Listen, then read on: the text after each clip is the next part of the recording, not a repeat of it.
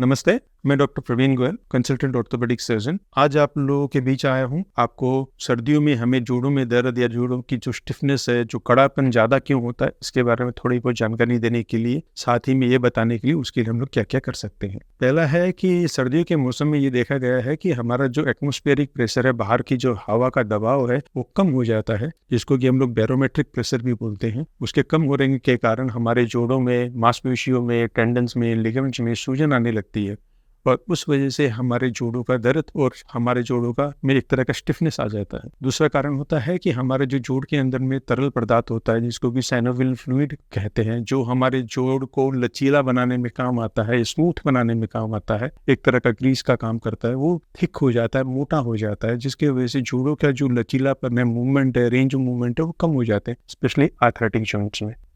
फिर आता है आपका रूमेटॉइड आर्थराइटिस। देखा गया है कि सर्दी के मौसम में हमारे बाद बढ़ता है, जिसके वजह से भी जोड़ों में सूजन आती है और उस वजह से भी हमें जोड़ों में प्रॉब्लम आ सकती है और जोड़ों का दर्द बढ़ सकता है। उसके साथ ही जब हम लोग ठंडे के मौसम में रहते हैं, हमारे हाथ पैरों की जो ब्लड वेसल्स है वो कंस्ट्रिक्ट हो जाती है, सिकुड़ जाती है, जिसके वजह से वहाँ पे रक्त की जो ब्लड फ्लो है वो कम होता है। उस वजह से हमारा जो टेंडन्स है, लिगामेंट्स है, उसमें सूजन आने लगती है या स्टिफनेस आने लगती है, जिसके वजह से हमारे जोड़ों का लचीलापन भी कम हो सकता है। साथ ही हम लोग सर्दी के मौसम में कोशिश करते हैं कि घर के अंदर ही रहें, एक्सरसाइज ना करें, तो ठंड के वजह से हम लोग आलसपन भी कर जाते हैं और वो भी एक कारण होता है कि हमारा जोड़ों का दर्द बढ़ सकता है। साथ ही जो आर्थराइटिक जॉइंट्स होते हैं, जिसकी हड्डियां खस गए हैं, बूढ़े लोग हैं, तो बुजुर्ग लोग हैं, जिनका जो घुटनों में तकलीफ हो गई है, उनको भी सर्दियों में तकलीफ बढ़ सकती है। इसके लिए हम लोग क्या कर सकते हैं, इसको रोकने के लिए क्या कर सकते हैं? एक कि सर्दी से बचें,